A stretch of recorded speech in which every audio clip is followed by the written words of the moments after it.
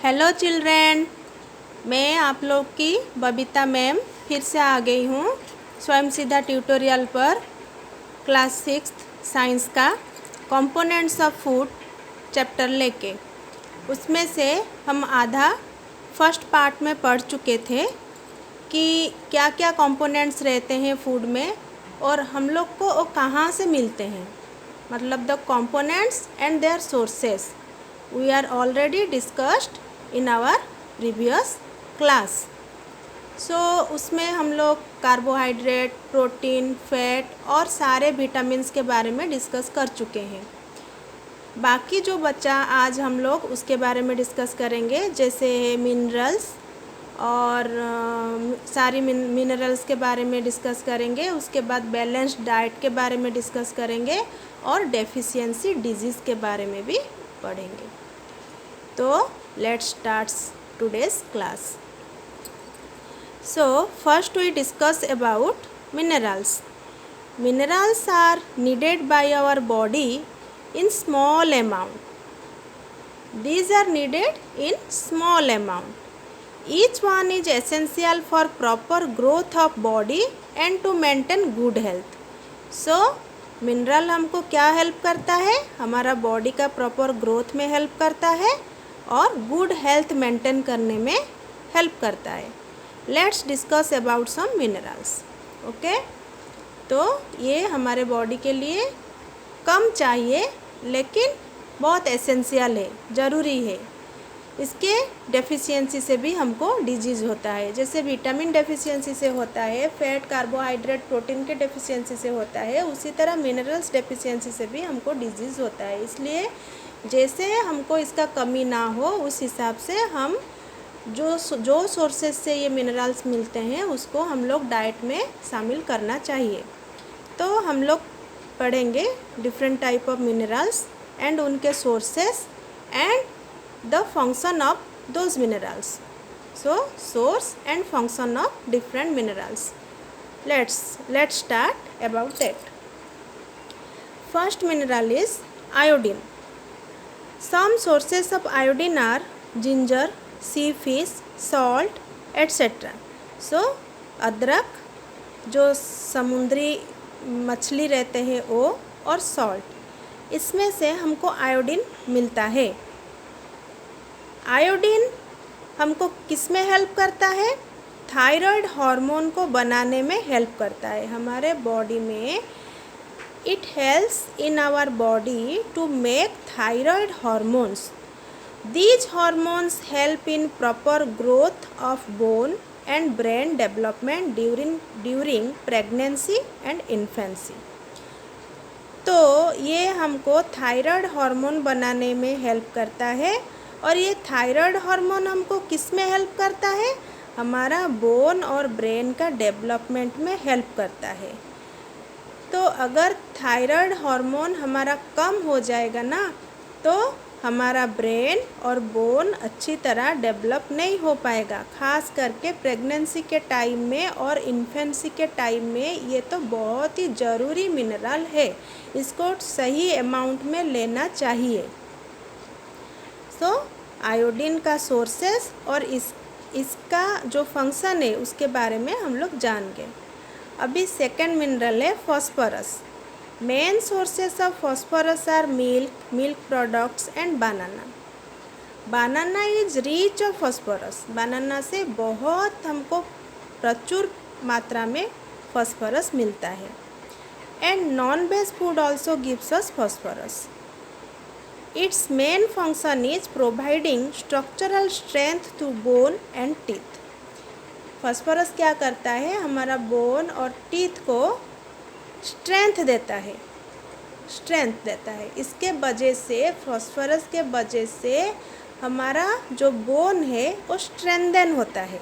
Okay, तो ये भी हमारे लिए बहुत ज़रूरी मिनरल है। थर्ड जो मिनरल है वो है आयरन. ये तो बहुत ही ज़रूरी है। इसके बिना हम लोग बहुत सारे डिजीज़ में चले जाते हैं। हमको हमेशा वीकनेसेस रहता है, हमको कोई काम करने को मन नहीं करता है। ये तो बहुत ही ज़रूरी मिनरल है। Sources of iron are spinach, tofu, red meat, raisins, dry fruits, etc. तो पालक का साग आपको सबको मालूम है ना, उसमें बहुत सारा आयरन रहता है। और टोफू क्या है? जो सोयाबीन से पनीर बनाया जाता है उसको टोफू बोलते हैं, वो भी पूरा रिच ऑफ आयरन है। और रेड मीट तो ऐसे भी आयरन में रिच होता है। और रेजिन्स ड्राई फ्रूट्स जैसे काजू, किशमिश, पिस्ता बादाम, ये सब है ना, ये सब में भी बहुत सारा आयरन रहता है। तो इसका काम क्या है? Our body uses iron to make haemoglobin. Iron को लेके हमारा बॉडी हीमोग्लोबिन बनाता है। हीमोग्लोबिन अभी क्या है? It's a kind of protein in red blood cell. हमारा जो रेड ब्लड सेल है उसमें ये एक टाइप का प्रोटीन है हीमोग्लोबिन, जो कि to all parts of the body it carries oxygen from lungs. ये किस में हमको हेल्प करता है? लंग्स से ऑक्सीजन को लेके हमारे सारे बॉडी पार्ट को पहुंचाता है। तो आयरन हमको हीमोग्लोबिन बनाने में हेल्प करता है।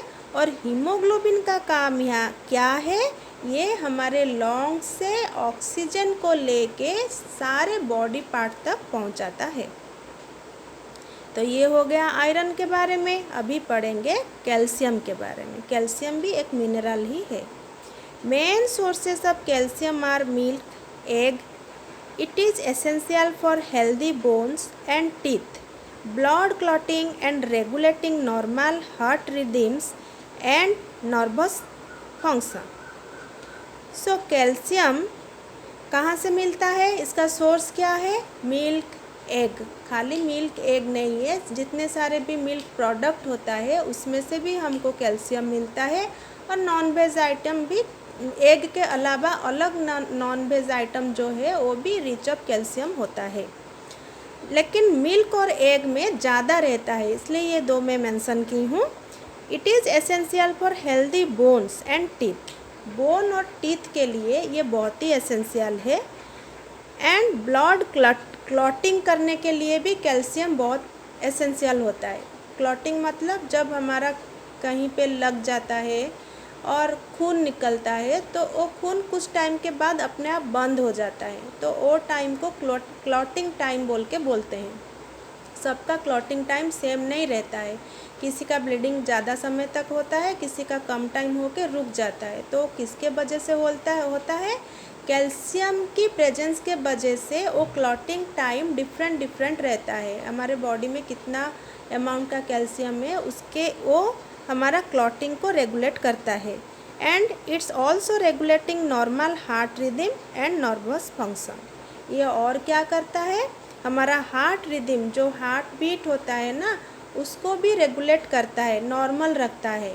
इसका अगर डेफिशिएंसी हुआ तो हार्ट रेट इधर उधर होता है, कम ज़्यादा होता है। तो ये हार्ट रिदम को भी ठीक रखता है। और हमारा जो नर्व है उसका फंक्शन, नर्व मतलब स्नायु तंत्र जो है, उसका काम को भी ये रेगुलेट करता है। ये सब हो गया 4 प्रकार के मिनरल के बारे में। अभी हम लोग मिनरल के बाद पढ़ेंगे डाइटरी फाइबर्स एंड वाटर के बारे में। ये भी फूड कंपोनेंट्स है। जैसे फूड कंपोनेंट में हम लोग पहले पढ़े कार्बोहाइड्रेट, प्रोटीन, फैट, देन पढ़े विटामिन्स, देन पढ़े मिनरल्स। मैं यहाँ 4 तरह के मिनरल्स के बारे में आप लोग को बोली। अभी हम लोग पढ़ेंगे और 2 कंपोनेंट के बारे में, वो भी हमारे खाने में रहता है और हमारे लिए ज़रूरी होता है। उसमें से एक है डाइटरी फाइबर्स, जो रेशा बोलते हैं, तंतु बोलते हैं वो, और सेकेंड है water. Dietary fibres are also known as roughage. इसको रॉफेज भी बोलते हैं। It is mainly provided by plant products. Plant products से हमको रॉफेज ज़्यादा मिलता है, जैसे whole grain, potatoes, fresh fruits and vegetables. Okay, plant product, whole grain जो छिलका, जिसमें छिलका होता है वो grain, potato, fresh fruits and vegetables are main sources of roughage. इसमें ज़्यादा फाइबर्स होता है, रॉफेज होता है। It helps our body to get rid of undigested food. ये हमारे पाचन, मैं पहले भी बोली थी कि डाइटरी फाइबर पाचन तंत्र के लिए बहुत ज़रूरी है। अगर हम लोग सफिशिएंट मात्रा में डाइटरी फाइबर लेंगे, रॉफेज लेंगे, तो ये हमको किस में हेल्प करता है? It helps our body to get rid of undigested food. जो अनडाइजेस्टेड फूड हमारा निकल जाता है ना, उसको निकालने में ये हमको ज़्यादा हेल्प करता है। जैसे किसी किसी को कॉन्स्टिपेशन रहता है तो उनका पेट साफ नहीं रहता है, उनका वो जो अनडाइजेस्टेड फूड है वो पेट में पड़ा रहता है, सड़ा रहता है, ठीक से मोशंस उनको नहीं होता, उनका पेट साफ नहीं होता। लेकिन वो लोग अगर उनका डाइट में फाइबर ज़्यादा लेंगे, रॉफेज ज़्यादा लेंगे, तो उनका पेट साफ हो जाएगा। तो ये क्या करता है? अनडाइजेस्टेड फूड को हमारे बॉडी से निकालने में हमको हेल्प करता है। Then last component is water. Water helps our body to absorb nutrients from food. हमको वाटर किस में हेल्प करता है? फूड से जो न्यूट्रिएंट्स है, जो कंपोनेंट्स है, उसको एब्जॉर्ब करने में ये हमको हेल्प करता है। क्योंकि हम जब पानी ही हमारे खाना को पचाता है और उसमें न्यूट्रिएंट को निकालता है। और it also helps in throwing out some wastage from our body as urine and sweat. तो ये हमको और किस में हेल्प करता है? हमारे जो ब्लड में कुछ अनवेस्ट या कुछ गंदगी रहता है ना, उसको यूरिन के थ्रू और स्वेट के थ्रू निकाल देता है। जब हम यूरिन जाते हैं या हमारा स्वेटिंग होता है तो हमारे बॉडी में जो भी वेस्ट मटेरियल है, जो भी गंदगी है, उसको भी वाटर के थ्रू हम निकाल देते हैं। तो वाटर उसमें भी हेल्प करता है।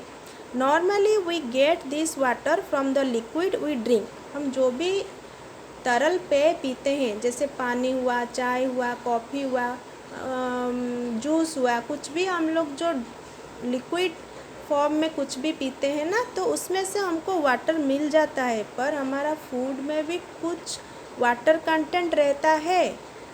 कैसे आपको पता चलेगा?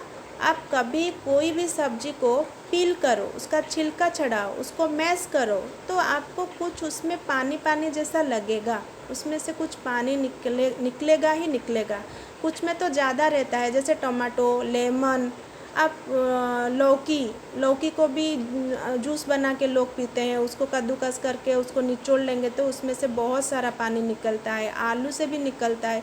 हर एक सब्जी और फ्रूट्स में वाटर कंटेंट रहता है, जो कि हमको हेल्प करता है to some extent. Our body needs जो बॉडी वाटर नीड करता है ना, are made by this water. हमारा बॉडी जो वाटर नीड करता है, ये वाटर भी उसमें हमको कुछ दूर तक हेल्प करता है वो वाटर सप्लाई करने में। ऊपर से तो पानी पीते हैं, पर बिना अगर नहीं भी पिएंगे तो ये फ्रूट और वेजिटेबल अगर हम लोग लेते हैं तो उसमें से भी हम लोग को कुछ वाटर मिल जाता है। ओके, इसलिए हमारा खाने में कच्चा वेजिटेबल, फ्रूट्स सलाद के तौर से रहना चाहिए, क्योंकि ये भी हमको वाटर सप्लाई करता है। ये तो हो गया सारे जो कंपोनेंट थे, जो न्यूट्रिएंट थे, जो विटामिन से, मिनरल थे, डाइटरी फाइबर था, वाटर था, उसके बारे में हम लोग पढ़ लिए। अभी हम लोग पढ़ेंगे balanced diet. What is balanced diet? For growth and maintenance of good health, our diet should have all the nutrients that our body needs in right quantities. हमारा जो ग्रोथ है, जो हमारा शरीर का विकास है, उसके लिए और मेंटेनेंस के लिए, हमारा गुड हेल्थ के लिए, जो हमारा शरीर का विकास है वो हमारा स्वास्थ्य है, उसके लिए हमारे खाने में सारी तरह की न्यूट्रिएंट्स, पोषक तत्व रहना चाहिए। हमारे बॉडी के लिए जो भी ज़रूरी है वो सब पोषक तत्व हमारे खाने में रहना चाहिए। कितना रहना चाहिए? In right quantities. हमको जितना चाहिए उतना रहना चाहिए।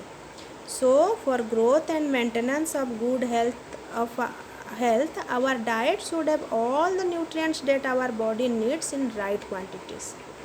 हमारा बॉडी जो जो न्यूट्रिएंट के ऊपर निर्भरशील है, जो जो न्यूट्रिएंट उसको चाहिए, वो सब न्यूट्रिएंट हमारे खाने में एक राइट क्वांटिटी में, एक प्रॉपर क्वांटिटी में रहना चाहिए. Not too much of one and not too little of the other. कोई एक ज़्यादा होने से भी नहीं चलेगा और कोई एक कम होने से भी नहीं चलेगा. तो जिस डाइट में ये प्रॉपर क्वांटिटी में रहता है ना, उसको बैलेंस डाइट बोल के बोलते हैं. और उसमें the diet should also contain a good amount of roughage and water. उसमें जो रेशा, जो तंतु, जो रफेज, डाइटरी फाइबर, वो भी एक गुड क्वांटिटी में होना चाहिए और वाटर भी होना चाहिए. ओके. तो बैलेंस डाइट क्या है? जिस डाइट में हमको जो न्यूट्रिएंट्स ज़रूरी है वो सारी न्यूट्रिएंट्स राइट क्वांटिटी में होता है, फाइबर होता है और वाटर होता है, वो बैलेंस डाइट है. तो जिस डाइट में सारी न्यूट्रिएंट राइट क्वांटिटी में रहता है, फाइबर रहता है और वाटर रहता है, उसको बैलेंस डाइट बोल के बोलते हैं. It is also different for different age group and different amount of physical work that we do. ये जो बैलेंस डाइट है ना, ये सबके लिए अलग अलग है. इसका चार्ट भी बनाते हैं हम लोग कि 10 साल के बच्चे के लिए कौन सा फूड, कौन सा कंपोनेंट, कौन सा न्यूट्रिएंट कितना चाहिए.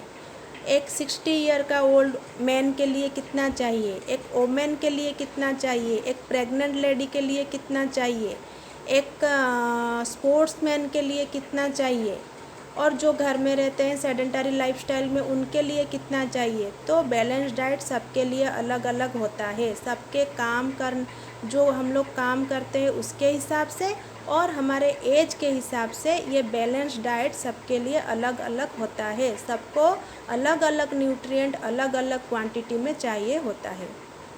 तो ये हो गया बैलेंस डाइट के बारे में. तो हम लोग बैलेंस डाइट के बारे में जान गए. अभी हम लोग देखेंगे कि न्यूट्रिएंट्स अगर हमारे बॉडी में एक्सेस हो गया तो भी वो डिजीज़ और डिसऑर्डर क्रिएट करता है, और अगर डेफिशिएंट हो गया, कम हो गया, उसका डेफिशिएंसी हो गया, तो भी वो डिजीज़ और डिसऑर्डर क्रिएट करते हैं. जैसे मान लो आप हर दिन खाली कार्बोहाइड्रेट रिच फूड खाते रहते हो, ज़्यादा राइस खाते हो, स्वीट खाते हो, शुगर खाते हो, पटाटोज़ खाते हो, खाली कार्बोहाइड्रेट रिच फूड आप खा रहे हैं.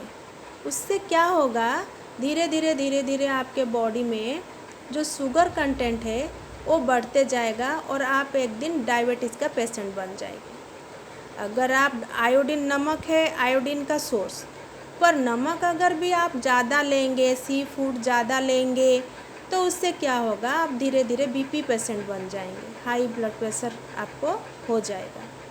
अगर आप प्रोटीन रिच फूड हमेशा लेते रहे, तला भुना, समोसा, पनीर, चाट, बर्गर, पिज़्ज़ा, जो भी तला भुना ऑयली चीज़ आप खाली लेते रहेंगे, प्रोटीन रिच फूड हमेशा लेते रहेंगे, तो वो धीरे धीरे क्या करेगा, आपका शरीर में मोटापा सृष्टि करेगा. मोटापा, आपको ओबेसिटी हो जाएगा. ओके. ओबेसिटी आजकल एक कॉमन प्रॉब्लम है, लोग ओबेसिटी में बहुत परेशान हो रहे हैं. तो अगर ज़्यादा फैट रिच फूड आप लेते हो तो आपको धीरे धीरे ओबेसिटी का प्रॉब्लम भी होगा. तो कोई भी न्यूट्रिएंट अगर एक्सेस हो रहा है तो उससे भी आपको डिफरेंट टाइप का डिजीज़ होता है. उसी तरह अगर कोई न्यूट्रिएंट कम हो जा रहा है ना, आप मान लो कोई भी न्यूट्रिएंट आपका खाना में नहीं है और लगातार आप उस टाइप का खाना खाते जा रहे हैं, उस टाइप का न्यूट्रिएंट आपको हमेशा कमी हो रहा है, तो धीरे धीरे उसके कमी के वजह से भी आपके शरीर में डिफरेंट टाइप का डिजीज़ेस हो सकते हैं, डिसऑर्डर्स हो सकते हैं. उसको हम लोग डेफिशिएंसी डिजीज़ बोल के बोलते हैं. तो अभी हम लोग पढ़ेंगे डेफिशिएंसी डिजीज़ के बारे में. Okay. Deficiency disease. A person may be getting enough food to eat. कभी कभी क्या होता है, हमारे पास बहुत सारा खाना होता है खाने के लिए, हम लोग खाते भी बहुत है, but sometimes the food may not contain a particular nutrient. हम खाते तो हैं पर कुछ न्यूट्रिएंट उसमें मिसिंग रहता है, हमको कुछ न्यूट्रिएंट मिल नहीं पाता है। If this continues over a long period of time, अगर ये बहुत दिनों तक चलता रहा, कोई एक न्यूट्रिएंट हमको नहीं मिल रहा है, एक या दो या बहुत सारे न्यूट्रिएंट हमको नहीं मिल रहा है, then the person may suffer from its deficiency. Then उसके बाद क्या होता है, वो हमको नहीं मिल रहा है ना, तो उसका कमी से हम लोग को डिफरेंट प्रॉब्लम आने लगता है, और उसी को बोलते हैं डेफिशिएंसी। उसका कमी हो रहा है, डेफिशिएंसी मतलब उसका कमी हो रहा है। और उसके कमी के वजह से क्या होता है, deficiency of one or more nutrient can cause disease or disorders in our body. जब हमको किसी न्यूट्रिएंट का कमी हो रहा है over a long period, then हम लोग को धीरे धीरे क्या होता है, उसके कमी के वजह से, उसके डेफिशिएंसी के वजह से हमको बहुत सारा डिजीज़ या डिसऑर्डर होने लगता है, और उसी डिजीज़ या डिसऑर्डर को हम लोग क्या बोलते हैं, डेफिशिएंसी डिजीजेस। डेफिशिएंसी डिजीज़ मतलब कोई न्यूट्रिएंट की कमी के वजह से जो डिजीज़ होता है उसको डेफिशिएंसी डिजीज़ बोलते हैं। तो बहुत सारा हमारा विटामिन्स, मिनरल्स, प्रोटीन्स, कार्बोहाइड्रेट्स, बहुत सारा कंपोनेंट्स है, न्यूट्रिएंट्स है। तो किस न्यूट्रिएंट के कमी से क्या डिजीज़ होता है, हम लोग नीचे उसके बारे में कुछ डिस्कशन करेंगे। पहले जाते हैं प्रोटीन के डेफिशिएंसी से क्या होता है। Due to protein deficiency a person is likely to have stunt growth, मतलब बहुत हमारा ग्रोथ जो वो रुक जाता है, धीरे धीरे होता है। अगर प्रोटीन डेफिशिएंसी है ना, तो उसका ग्रोथ बहुत धीरे धीरे होता है। कभी कभी तो ग्रोथ रुक ही जाता है, और आदमी बहुत दुबला पतला वीक दिखता है प्रोटीन डेफिशिएंसी से। कभी कभी swelling of face, discolouration of hair, skin disease and diarrhoea also occur. और क्या क्या होता है, एक तो स्टोन ग्रोथ होता है, सेकेंड में हमारा स्वेलिंग ऑफ फेस में हमारा स्वेलिंग आ जाता है, फूल जाता है फेस, और क्या सूजन आ जाता है, जिसको बोलते हैं फेस में सूजन आ जाता है। और कभी कभी हमारा हेयर जो है उसका कलर फेड होने लगता है, डिस्कलरेशन ऑफ हेयर, धीरे धीरे वो कलर उसका फेड होने लगता है, ग्रे होने लगता है। एंड हमको स्किन डिजीज़ भी होते हैं और डायरिया प्रॉब्लम भी होता है, किसके डेफिशिएंसी से, प्रोटीन के डेफिशिएंसी से। सेकेंड हम लोग पढ़ेंगे both carbohydrate and protein deficiency. अगर दोनों का डेफिशिएंसी हुआ, कार्बोहाइड्रेट भी और प्रोटीन भी, देन क्या होता है हम लोग जानेंगे। ड्यू टू इट माने both carbohydrate and protein deficiency, due to both carbohydrate and protein deficiency the growth में stop completely। कभी कभी क्या होता है, हमारा ग्रोथ जो है वो पूरा completely stop हो जाता है। such a person become very lean and thin, और वो आदमी क्या दिखता है, बहुत ही पतला दुबला और बहुत ही वीक वो दिखता है। that he or she may not even be able to move, कभी कभी तो ऐसे इतना हद तक वो दुबला पतला वीक हो जाता है कि वो मूव नहीं कर पाता है, चल फिर नहीं पाता है। तो कार्बोहाइड्रेट और प्रोटीन हमारे लिए चाहिए। अगर इसका डेफिशिएंसी हुआ तो ये सब दिक्कतें हमारे साथ होंगी। थर्ड में हम लोग देखेंगे deficiency of different vitamins and minerals. Vitamins और मिनरल्स के डेफिशिएंसी से भी बहुत सारा डिजीजेज होता है, उसके बारे में मैं आपको एक टेबल बना के समझाऊंगी। तो बच्चों यहाँ पे आप लोग देख रहे होंगे कि मैं एक टेबल बनाई हूँ। ये टेबल किसके ऊपर है, ये टेबल है सम डेफिशिएंसी डिजीज़। किसके डेफिशिएंसी डिजीज़, विटामिन और मिनरल से। विटामिन मिनरल कमी होने से क्या क्या बीमारियाँ होते हैं और उनका नाम क्या है और उनका सिम्टम, उनके लक्षण क्या है, उसके बारे में हम लोग पढ़ेंगे। फर्स्ट हम लोग पढ़ेंगे विटामिन ए का डेफिशिएंसी के बारे में। विटामिन ए जब डेफिशिएंस होता है तो उसके वजह से हम लोग को लॉस ऑफ विज़न, मतलब हमारा आई साइट कमज़ोर हो जाता है, हमको अच्छा से दिखाई नहीं देता है। इसमें हमको क्या क्या सिम्टम आते हैं, poor vision, loss of vision in darkness और night, sometimes complete loss of vision. जब विटामिन ए का डेफिशिएंसी होता है तो हम लोग का आई साइट बहुत पुअर हो जाता है, हम लोग को अच्छा से दिखाई नहीं देता है, डार्कनेस रात में अंधेरे में दिखाई नहीं देता है। कभी कभी क्या होता है, कंप्लीट लॉस ऑफ विजन, पूरी तरह से हमारी आंखें ख़राब हो जाते हैं, हमको कुछ भी नहीं दिखाई देता है। इसलिए हमको विटामिन ए रिच फूड खाते रहना चाहिए, नहीं तो इसके वजह से हम लोग अपना दृष्टि शक्ति भी हरा सकते हैं completely. Then vitamin B one के डेफिशिएंसी से बेरी नामक एक बीमारी होता है। बेरी क्या है, जिसमें ये एक तरह का बीमारी है जिसमें कि हमारा जो मसल्स है वो पूरा वीक हो जाते हैं।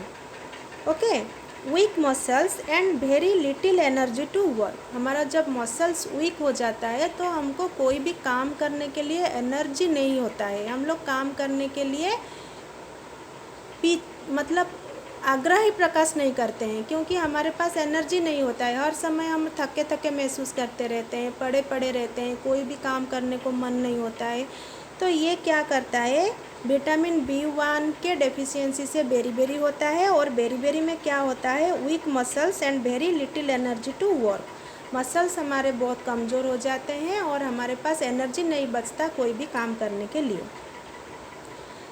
थर्ड जो है वो है विटामिन सी। विटामिन सी के डेफिशिएंसी से क्या होता है, हमको स्कर्वी नामक एक बीमारी होता है। ये स्कर्वी बीमारी क्या है, इसमें क्या होता है, क्या लक्षण दिखते हैं।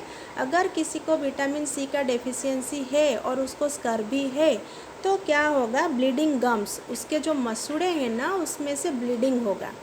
और क्या होगा, wounds take longer time to heal. उसको अगर कहीं पे चोट लग गया, कुछ घाव हो गया, कुछ हो गया तो वो जल्दी से ठीक नहीं होगा, वो ठीक होने के लिए बहुत ज़्यादा टाइम लेगा। ओके, ये किसके डेफिशिएंसी से होता है, विटामिन सी के डेफिशिएंसी से होता है स्कर्वी। इसमें हमारा जो गम है, जो मसूड़े हैं, उसमें से ब्लीडिंग होता है, और कहीं पे भी हमारा अगर घाव हो गया तो वो ठीक होने के लिए, भरने के लिए उसको बहुत ज़्यादा टाइम लगता है। देन विटामिन डी का डेफिशिएंसी के बारे में पढ़ेंगे। अगर विटामिन डी का डेफिशिएंसी हुआ तो रिकेट्स बोल के एक बीमारी होता है। उसमें क्या होता है, हमारा जो बोन है वो पूरा सॉफ्ट होके बेंड हो जाता है।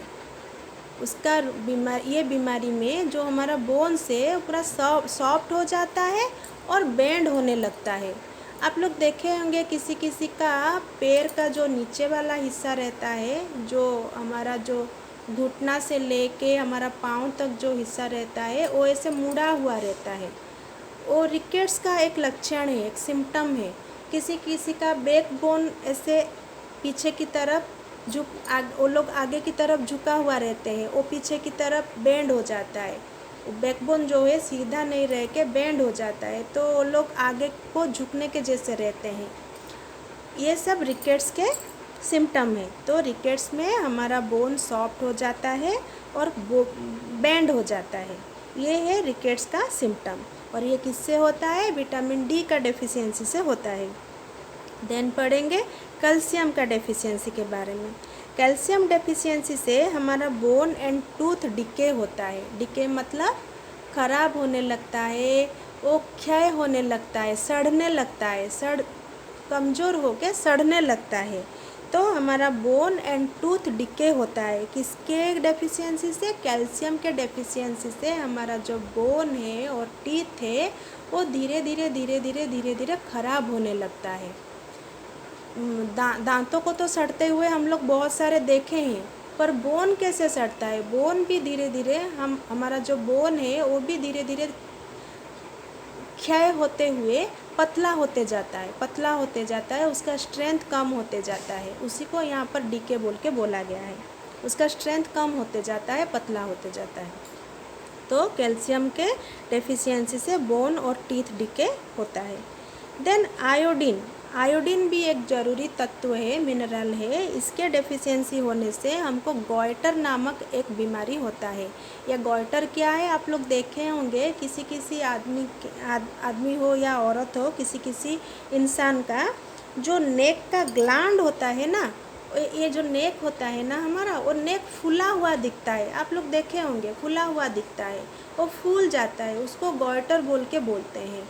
तो हमारा जो glands in the neck appear Solan, जो नेक का ग्लैंड है वो फूला हुआ दिखता है, और इसके कमी के वजह से, गॉइटर तो होता ही है आयोडीन के कमी के वजह से, और क्या होता है, मेंटल डिसेबिलिटी इन चिल्ड्रेन। अगर आयोडीन सही मात्रा में बच्चों को नहीं मिलेगा तो उनमें मेंटल डिसेबिलिटी भी दिखता है। देन आयरन का डेफिशिएंसी से क्या होता है, एनीमिया।